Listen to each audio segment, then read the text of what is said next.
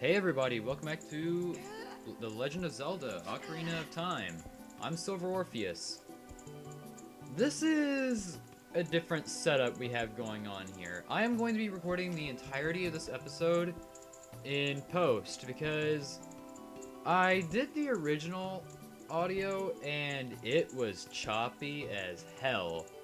I'm not even going to begin to explain it, but what I will say though is that we're going to very interesting places today, that's for sure. Last time, we traversed the ice cavern, and this time, or rather last time we traversed the ice cavern and also got the iron boots, met up with Sheik who taught us a warp song.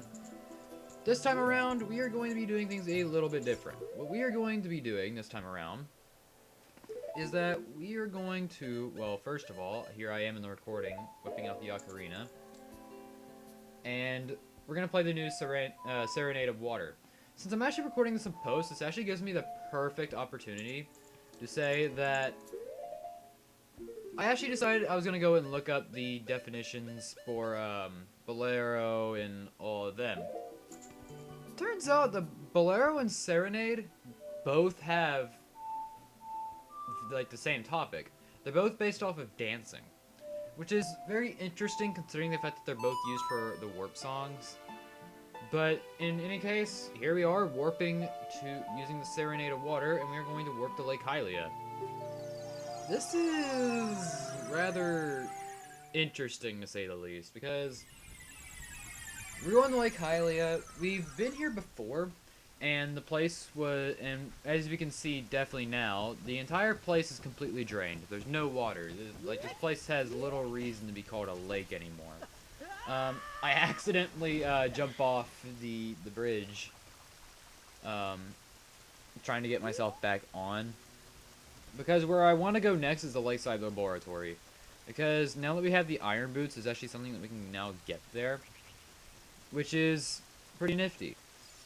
In addition, I also decided I was going to sit here and practice against the blue Tektite because those things are very common in where we're going next. But this place that we're coming up on right now, I will go ahead and say this is going to be the longest video in this series, without a doubt. Right now, I'm looking at the track, and just this one episode, is 52 minutes long. Although, by the time you click on this, you are definitely going to see that it is going to be 52 minutes long. It's quite insane. So, there is a pretty good reason as to why this video is going to be as long as it is. Also, yeah, there's another thing right there. When you're underwater with the iron boots, you cannot use your sword. You cannot use the master sword. The only thing that you can use underwater is the hook shot, which is why I just ran face first into a gold skulltula. But we had the skulltula, and that's the end of that. So we're just gonna head on right on up by de-equipping the Kokiri. By de-equipping the Kokiri boots, that would mean we're equipping the iron boots. We're gonna de-equip the iron boots, and we're gonna get the hell out of here because we got bigger fish to fry, and by that I mean the new area here coming up. So what we have is interesting because we can see that there's a door down there covering the remaining parts of this of the water here. And so, the only thing you can use underwater is the hook shot. So, we're just going to go ahead and use that and absolutely miss horribly. But we actually learned that that's a switch. What that does is that it opens this gate for us. And we can access our new area. Welcome, ladies and gentlemen, to the Water Temple. And this right here requires no further explanation. This place right here is the reason this video is 52.5 minutes long. This temple is easily everyone's least favorite. I haven't come across a single person who has played this game who actually likes the water temple. But at the same time, though, For a while though, I absolutely used to hate this place. But then I come here on this file, and for some whatever reason, I didn't get lost that much.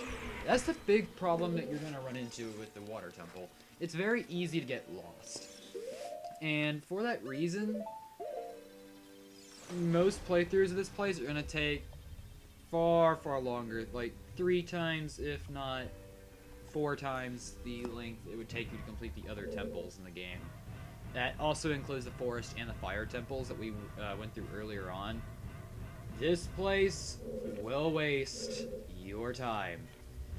So there are 2 primary reasons as to why this place is bashed and loathed by the community.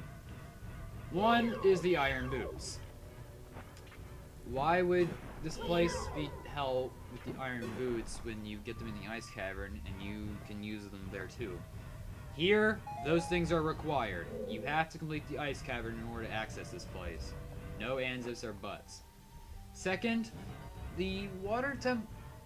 And then the second part about this one part right here is that the water temple, as we just saw right there, loves to make you equip and dequip the iron boots constantly. You are going to be doing that forever. Also, here's me being like a complete idiot and trying to... Actually, no, that wasn't me being a complete idiot. That was the stick messing up. I said it before. I will say it now. Never, ever, ever play a 3D Zelda game, an N64 3D Zelda game, with a C-stick. It is probably one of the most tedious things I have ever gone through before. Do I like this version like here? I do. Again, I recommend playing the 3DS version, but if you have absolutely no choice, go on ahead and go for it. But across that wall over there, we have a familiar face. A very familiar face. I'm not going to be reading the dialogue this time around, simply because the text is on screen for, I hope, enough time for you to read it.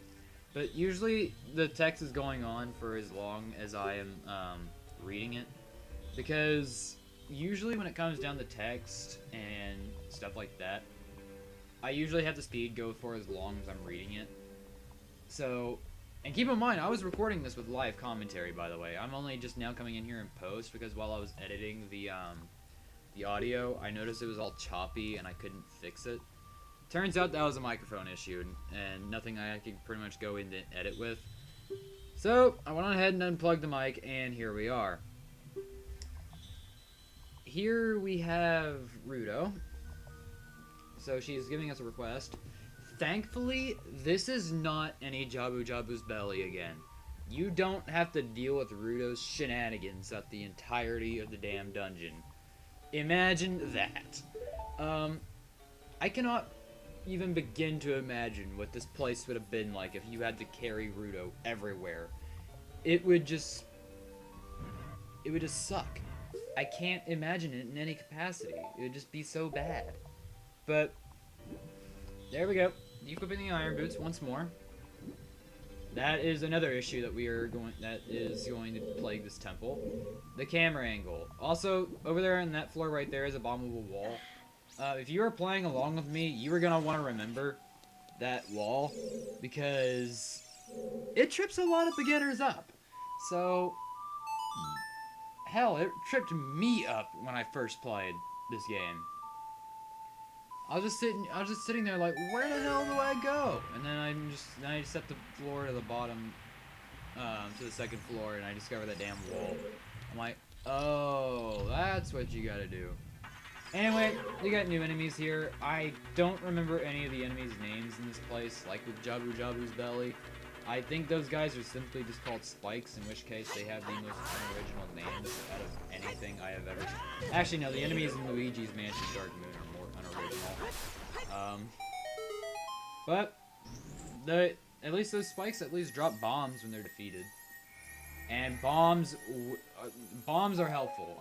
I can only remember at least like 2 parts in the water temple that require bombs of any capacity. But I use bombs in this place a lot because 1, it helps your timing on things. We also got the dungeon map. And 2, there are just some places where bombs are just outright required, like that wall I was referring to earlier. It's absolutely obnoxious. That wall is. In addition to all of that, you also have to deal with the iron boots. And over here, you might notice that we have to light torches again. So your first guess would be, okay, just use the sticks, just light them on fire. Well, because you're adult Link in this place, you can't use sticks at all. So your best bet is to either use arrows and align them with a fire, or you can just do what I did and just use Din's fire. That works too. I will say though, if you want to, there is a fight in this place. It's actually at the end of this episode, actually, that you want to be heavily aware of. And that fight, you're gonna want all your magic for. You want your magic for that fight. So you gotta keep that in mind. These guys, again, I don't know their enemy names. I know them as clams. That's it. But these guys are susceptible to both hookshot and arrows, and unfortunately for me, because I'm using this on a C-stick, both of which are hard to kill these guys with. And you have to be pretty close to them in order to actually get them to expose their mouths, which is their weak spots. Otherwise, you get what just happened to me right there, and you just get hit. It's not fun at all, but at least they reward you with arrows. So if you end up having to shoot them. Most people end up going for the hook shot though. But it's understandable why you would probably use arrows, especially in this particular situation. They're easily your best tool. In here, we get more small key. We get a small key. We haven't. That's the first small key we've come across in this place. So small keys, definitely returning from the forest and the fire temples. That's a no-brainer. Small keys are going to be in pretty much every single dungeon from here on out. The dungeon map we've also have. If you see the map of this place, you could probably see that this place is actually logically laid out. But being logically laid out does not save you from being a terrible designed area. And this brings me to Ocarina of Time 3D. And the oh so glorious changes they made to the iron boots. Now, I think I said last time that the iron boots were an item that were a lot better in 3D. But just in case I didn't, the reason why they're considered to be better, the reason why they're better in Ocarina of Time 3D compared to the original is because of the fact that in the 3DS version, they changed the iron boots to be their own separate item, meaning you can equip them on the fly instead of having to go into the menus every single time. That saves tons of time. Okay, starting from now, if you haven't already, count how many times I go into the pause menu. See, there's one. I just gave you a free one right there. So, yeah, just count how many times I go into the pause menu just to change the iron boots. It is so monotonous in this place. It's really annoying, but surprisingly, it did not annoy me that much when I was recording this. It only really got on my nerves later on in the dungeon, but it really wasn't that bad otherwise. Anyway, in here we got blue Tektites. I hinted towards them earlier in this part. I was practicing against that one blue Tektite at Lake Hylia. Well, here's the reason why. Blue Tektites are everywhere in this place. They're probably like the most common enemy in the water temple, I think. Let's see, you got... The spikes are pretty common, the clams are also really common, the blue Tektites, and that's about it for common enemies from what I can remember.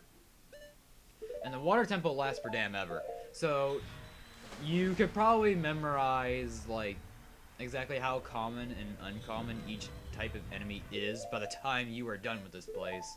It is that stupid. But here we have a base, or rather a puzzle. What we have to do is that there is a current going on, and in order to actually deal with that current, you have to use the iron boots. However, you have to land on this platform, meaning you have to properly align yourself with the current. And then over there, you can't see it, but there's a little grapple over there. You have to flip this switch first, which I am having a lot of trouble doing here. It's kind of hard when you're using something like this on the N64. But there we go. That's going to be the one that hits. That opens that gate up, and now we can just go ahead and use the hook shot. Get that right there, and then we can enter right on in. However, we got clams galore, and I decided to play the stupid route and lock myself in with these enemies instead of just equipping an iron boots, dropping a bomb. Actually, I don't think bombs would work underwater. I'd hope they wouldn't, because then because if that's the case, then what's the point of having fire going out by water? You kind of need a fire to set off a bomb.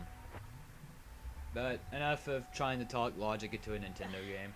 We have a chest over there with another switch.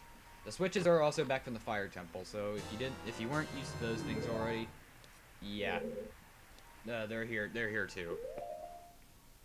All to make more reason. But anyway, in here I'm going into my menu for some bombs because I want to actually guarantee it that I make it out. It's not exactly, you don't have to drop a bomb on these switches, but like with the fire temple, I just like to use them just to give myself plenty of time to get out of wherever it is I need to go. So that's the reason why I do that. But anyway, yeah, now we're feeling the effects of the current, and this room is actually rather. You're probably gonna end yourself. Yeah, you're probably gonna find yourself back over here at some point. You do have to keep that in mind, and yeah, more blue tektites. They're oh so common. I also do not recommend losing too many hearts in this place. The water temple, from what I can remember of this place, is very unforgiving when it comes to hearts. I mean, this place will throw some hearts at you every here and there, but for the most part, it's mostly a part of having you stay alive. For that reason, I kind of recommend having like HP potions and stuff like that. Bottled fairies would do too for this place. But if you do also carry magic potions. Later on, I decided to go back and get them because there was a failed area or a failed attempt at something later on down the road at the end of the episode. I was referencing that earlier as well. You're probably gonna want magic potions if you want to stand the best chance against whatever lies in there. But for the most part, it's alright, I guess. I'll talk about it more in detail there, because this is kind of like its own little, like, unique situation. However, we got more iron boots and more iron boot stuff and all that. So, we're gonna head on down this hall. I think this is where we also saw... Oh, no! It's this place. This is one out of only 2 areas that I require bombs being required for. Here I am testing the Megaton Hammer to see if I can actually use it. And turns out, no. The Megaton Hammer has, like, one big flaw with it. Outside of the Fire Temple, it is not that useful. In the Fire Temple, it's useful all the time. You have to use the Megaton Hammer if you want to complete the Fire Temple. Every other area after that, including the Water Temple, yeah, you don't need it at all. There is one area later on down the road, for the 3rd time I'm referencing this, the Megaton Hammer is kind of useful for, but don't go for it unless you really want to challenge yourself, because that's exactly what's going to end up happening. It's there for a challenge. Anyway, this room. Okay, I have a bone to pick with this room. There is a Skulltula behind that door. which is behind this pillar. Right here. There's a Skulltula back there. I have no idea how to get that Skulltula. I don't know. I remember getting that Skulltula before in the past, but I don't remember how to, and I don't know if I need something in order to actually get it. So, that's something that I would actually really like to know. Can we get that gold Skulltula? But for the most part, it's... See, like, I set a bomb over there. Actually see if we can actually get something out of that. But no, there's nothing. I even tried using Din's Fire, and that didn't do anything. So... the hell? I have, like... in fact, all Din's Fire really did on the other side was just kill a Skulltula. That was it. And see, I even tried the hook shot, and it just binked off. I mean, honestly, that's kind of to be expected. But at the same time, though, like,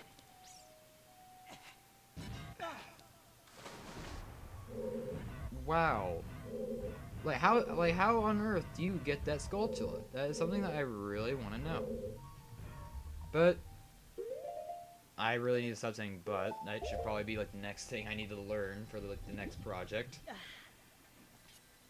There is something over... No, okay, I'm just going around in circles at this point.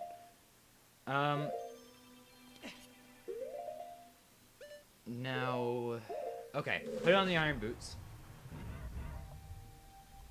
Just gonna let it fall down.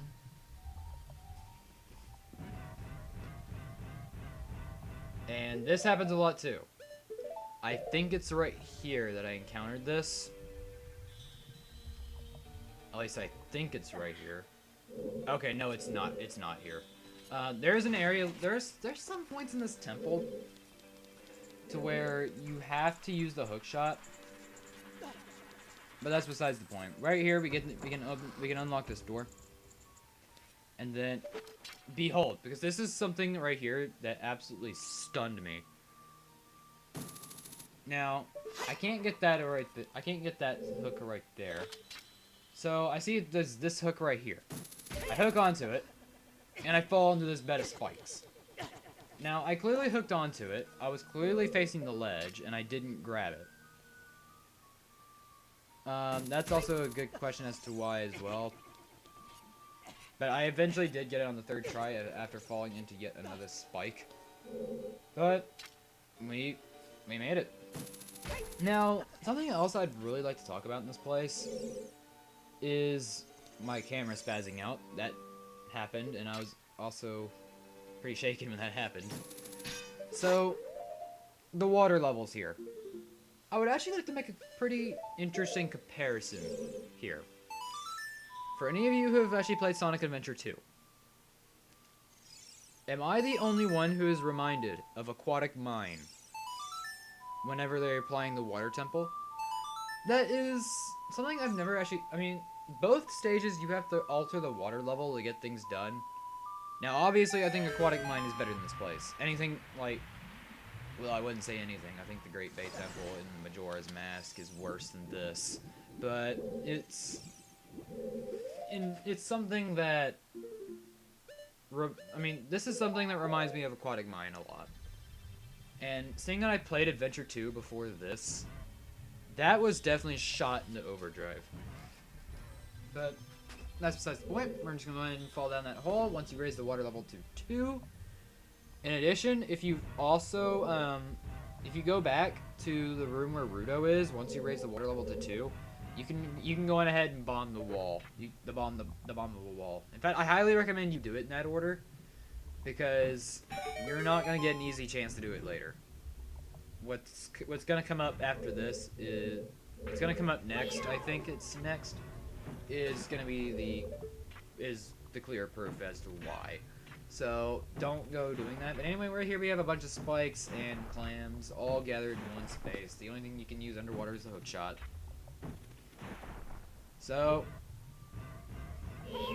just gotta get close and hit him. That's pretty much it.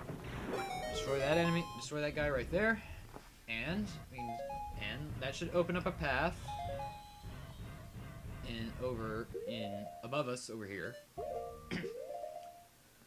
Got a Decrypt iron boots here. That does take a long time. It's honestly kind of stupid how long it takes. But that should give us a small key, if I'm not mistaken. Yep. Give us a small key. We're gonna equip the iron boots again. Fall back down. And I'm not sure... No. I don't go after the bombable wall now like I should have. What I should have done right now is go to the bombable wall and then blow that up for reasons that you're going to find out a little later. But instead, I'm just going to go around the entire place using these small keys on like random doors. There are areas, and I honestly should not have done that. I should have just preserved a small key. But we're headed back out. We're on to level 2. This right here is where I highly recommend you going to the bombable wall. It's very easy to do. It doesn't take more than like about a minute maybe. It doesn't take much. But do beware of the Tektites roaming around here. They mostly all just spawn on the upper levels and then they just jump down. There's an area later on in here, I'm not sure if it's this part or next part, where I ended up getting jumped by a Tektite from above. It was a pretty stupid situation that ended up happening. Anyways, here. Another use that I like to have for bombs. This switch will go off almost immediately after it is struck. So, I think this one is actually one that you have to bomb it. Because I just barely made it in time. Like, look at that. Like, you just barely have enough time to get it. And in here should be the compass. Yep. So, we're gonna go back down. Once my past self decides, well, we're gonna head on down. And, in we go. And now, I'm going ahead and go on in. There's some stuff here. That's pretty much it. A lot of stuff I've already said about a lot of the stuff that I can say about the water temple, I've already said beforehand. So there's oh yeah, okay, here it is. This is where I ended up getting jumped by a blue Tektite. It's really stupid how it ends up happening. See, look, you can see the shadow of that one. It lands right next to me. It's very dumb as to why. I had already had a heart, and then I just lost it. Like, right then and there. Me being as stupid as I am, realized, hey, I can't use that yet. So, guess we're going inside. We're just gonna start using our small keys. We're on level 2. And this door right here. Pay attention to the noise. My past self definitely did not get that because there is a blue Tektite right there now. And it's very easy to miss it. So I'm just like, okay, let's just kill this Tektite. Why not?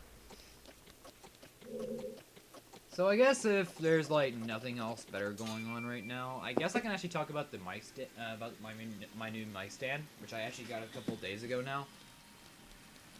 It's great.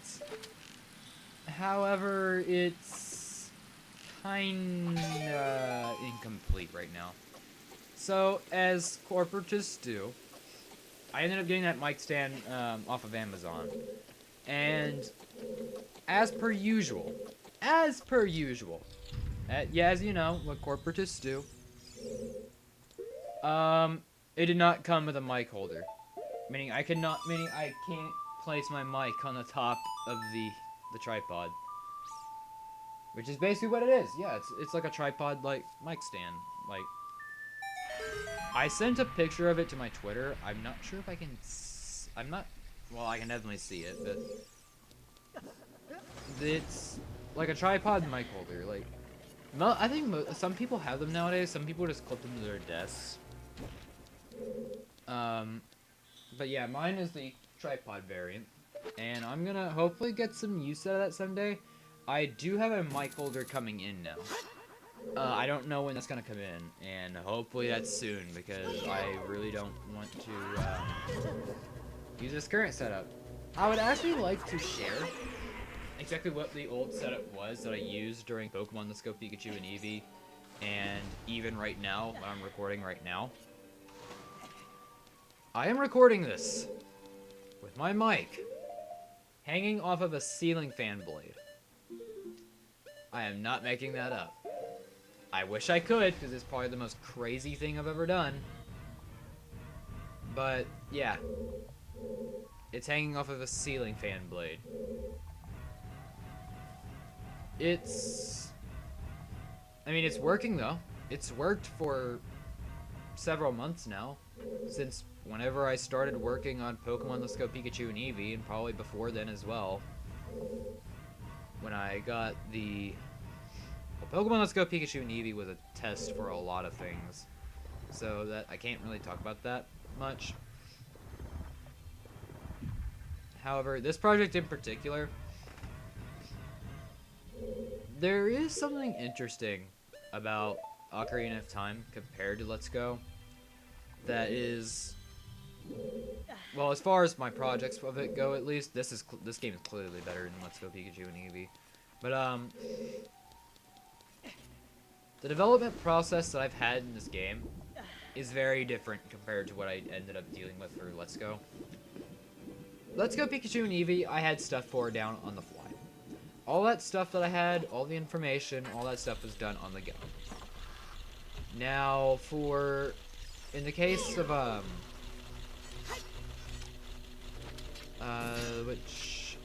Ocarina of Time, I had all this stuff ready. About a month. I gave myself about a month to do this. Actually, no, it was before then. I was working on this. I was working on my notes, my research document for Ocarina of Time while I was finishing up with Let's Go Pikachu and Eevee. So that definitely shows that things are definitely getting better. Here's another moment of me thinking of like step 2 before step 4. Or rather, yeah, step 2 before step 4. That, this place right here, there is a door on the other side that has a small key. There's a door on the other side that requires a small key to get in. And if you can see in the bottom left, I don't have a small key on me. Meaning I am just merely wasting my time here. If you caught a glimpse of it, there is a gold Skulltula on that wall. I'm not getting that thing until the next part though, because it requires an item that we are going to be getting in this place. So yeah, no gold Skulltula for us. In fact, if you've noticed, we haven't gotten a single gold Skulltula yet in this entire temple. And that's kind of the thing, because in both the forest and fire temples, we've gotten the gold Skulltula like almost immediately after we entered. Like they're not that hard to find in those temples. Here, not only are they hard to find, they're hell. Especially that one that we saw earlier. Good luck getting that one. Like, kudos to you if you can get it. But unfortunately, that's not gonna be me. So, we don't have a small key. There's me trying to aim at the Skulltula, realizing, oh hey, I can't get that yet. So, yeah, all is lost there. And we're just going to turn back. Because there's nothing else that we can do. Now, as far as progress, okay, I remember, this is where I decided I'm gonna go do the Bombable Wall. And I chose the worst possible time to do it, and I also go back to the entrance. I'm like, wait a minute, this doesn't look right. And then I'm just like, oh wait, and then I see the light at the end, and I'm like, oh wait, that's the entrance. And so I'm turning back, and then I'm gonna do what you had to do in the beginning. I'm gonna end up going down to where Rudo was, and then I'm gonna lower the water level to 1, and then I'm gonna lower it to then I'm gonna raise it again to 2. This is what happens when you think of like step 4 before or rather, yeah, when you think of like step 4 before step 2. it sucks. It really sucks.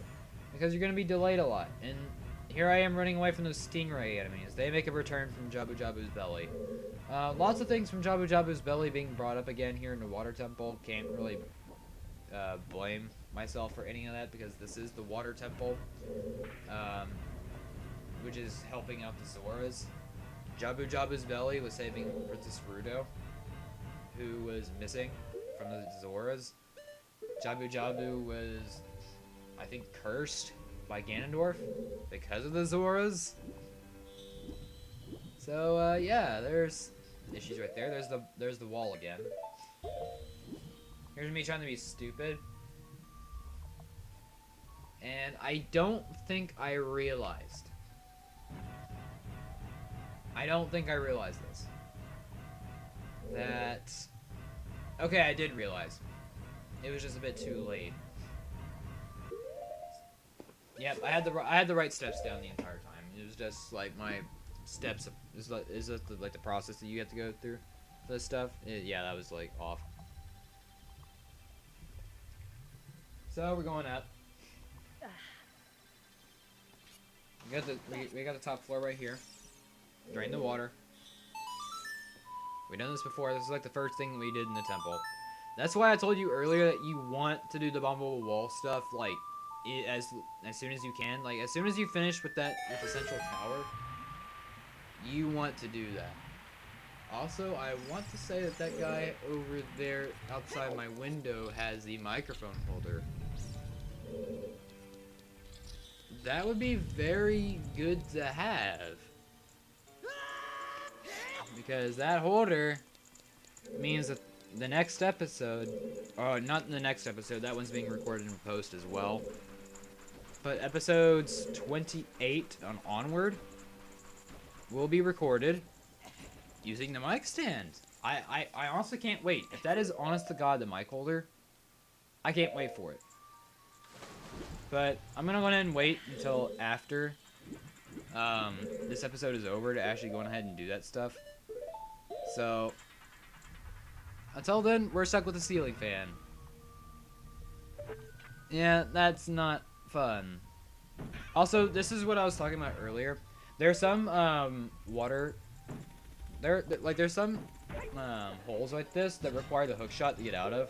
That one was one of them, and you have to do it in an as oddly specific angle. That you have to be as far back as you can go. But yeah. Anyway, here I am going into the central tower to raise the water level to level 2. This way I can blow up the bombable wall. Why I'm standing around here, I do not know. Why I'm... Actually, I think I do know why.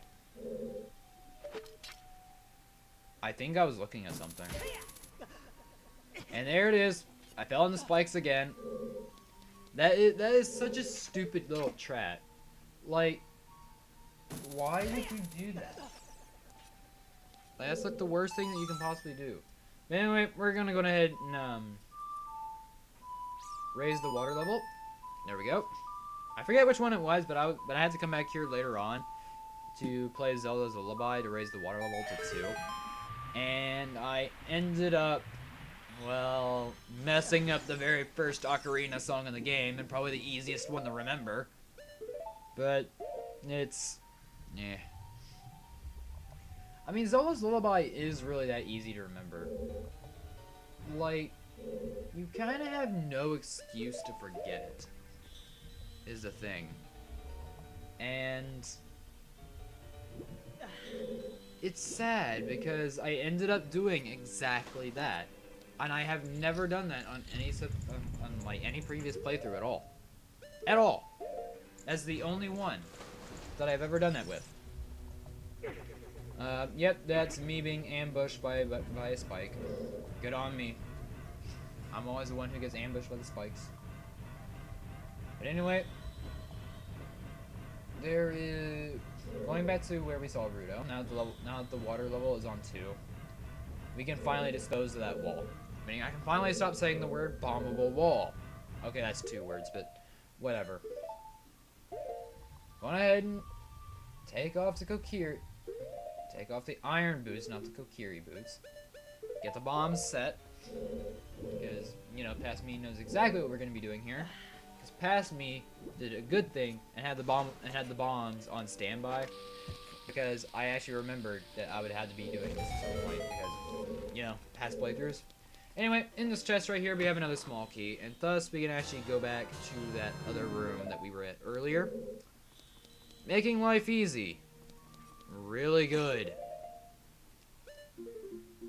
So, now that we have that, we're gonna just go ahead and put on the iron boots.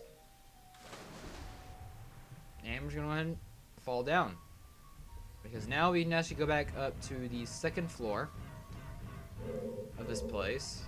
And then we can raise the water level back up to 3, and then we can get back to the room above it. And then we can take out the rest of what's in this part right here. So, it's really not that bad. So, once I find the left part of the map, which would be this area right over here,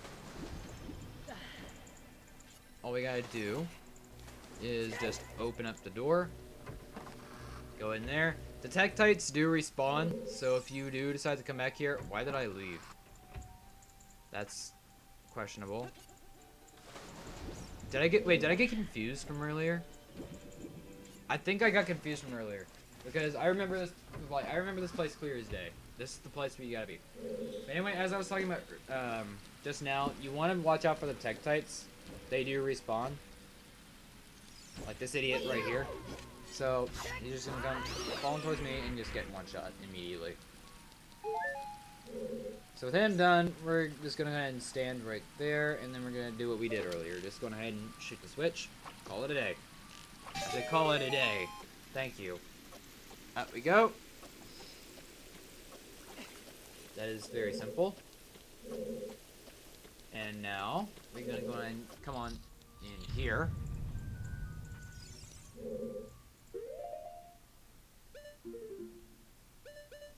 So, we're gonna go ahead and take out the Ocarina, play Zelda's Lullaby, and not screw up there. I'm not sure if I already screwed up or if it was a part from earlier, but that's good now. That's good. We have everything that we need.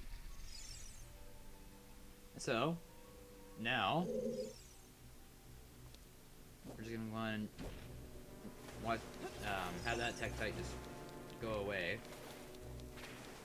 And now we can just come on over here.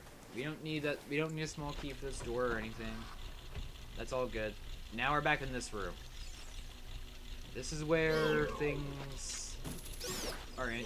This is where we actually go back to progression, because now that we have a small key, we can finally see what is actually behind that door.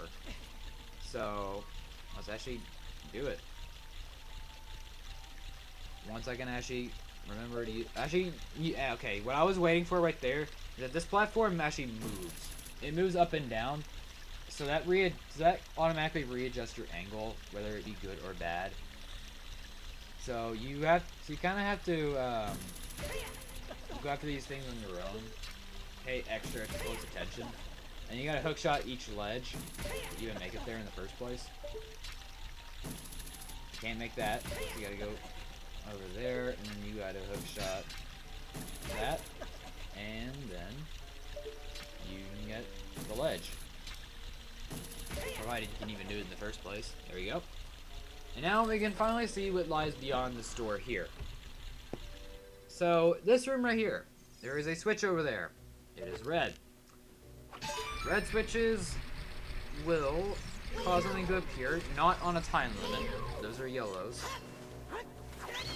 Red and blue switches will alternate, depending on whether or not if you hit them or not. They are interesting in the fact that this room in particular requires you to hit that same switch over and over again if you want to proceed forward. Who the hell thought that was a good idea? That is very repetitive. And being repetitive is never a good thing. So, we're just going to use the hook shot.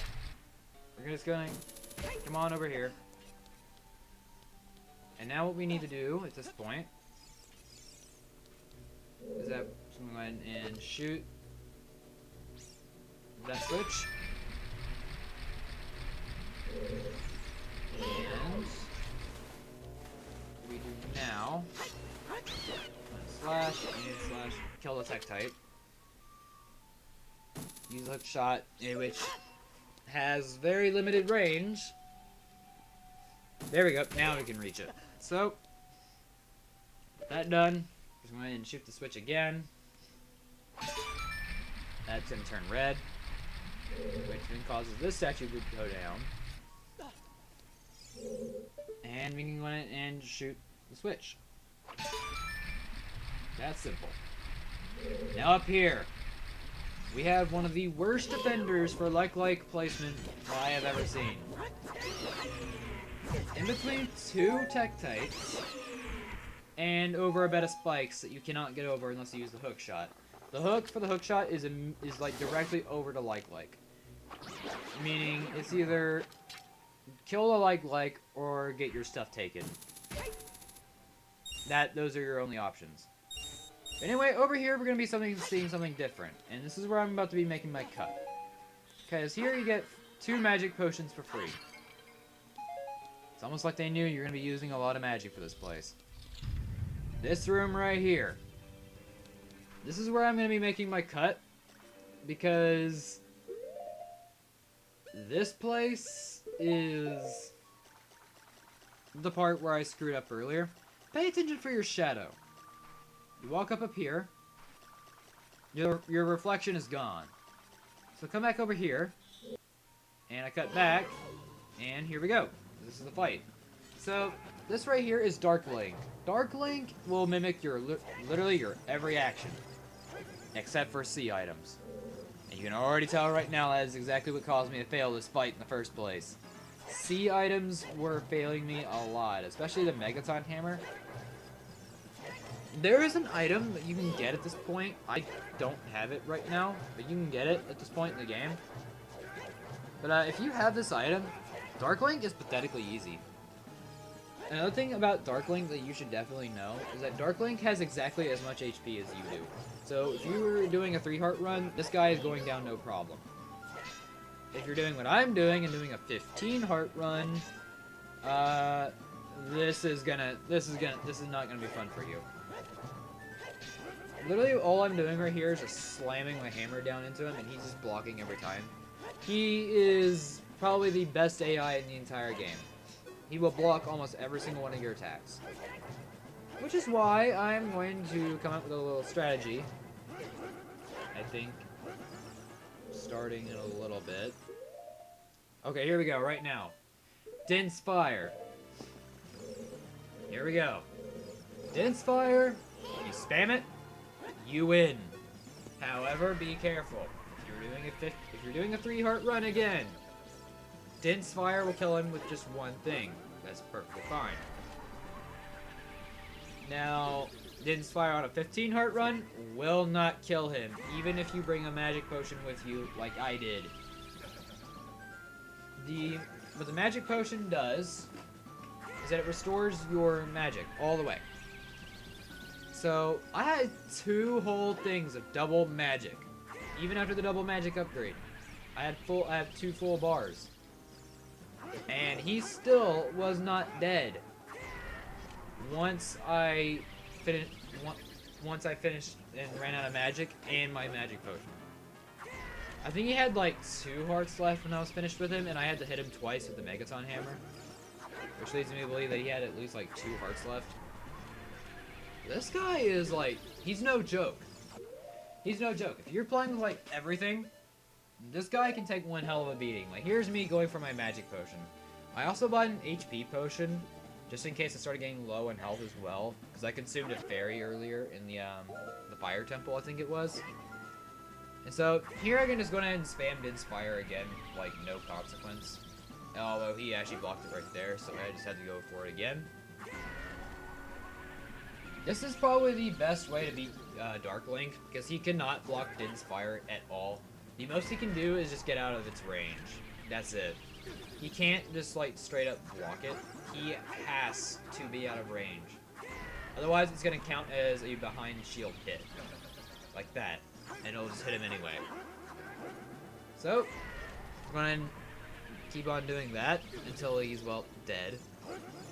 Just gonna keep on with the fire. Which is gonna cause him to go down eventually. Until he's at, like, 2 hearts. I think that's another hit. Yep. Got hit. And as the last of my magic. So, now the good thing about the water temple is that magic isn't at all necessary here. Magic is really only helpful for Dark Link in particular. But now that I have like no magic, I have to use the Megaton Hammer. And here is where I actually finally hit him. However, you have to move so close to the point where he can easily hit you. It's not fun at all. Like, this fight kind of sucks. I'm about to lose my 5th heart. So this guy, even after everything, yeah, see, and if you try and stab him with the Master Sword, he will stand on top of it, and occasionally, like he just did to me, he will actually attack you. Okay, twice. So yeah, Megaton Hammer is really like your only real option if you have like no magic, or you don't have the other weapon that I was referring to earlier. See, there's my other hit on him, and then yep, I got one right there on him, and that's what killed him. Now this area right here, we find, is an illusion. There's nothing here. There's also nothing in this room at all. So, we're gonna head on in here and claim our reward. And also see something that I'm going to be a complete idiot for next time as well. In here, we have our next item. The long shot. It's an upgraded hook shot. It extends twice as far. Yep. And next time, on The Legend of Zelda, Ocarina of Time, we're going to progress further into the Water Temple. See you guys then.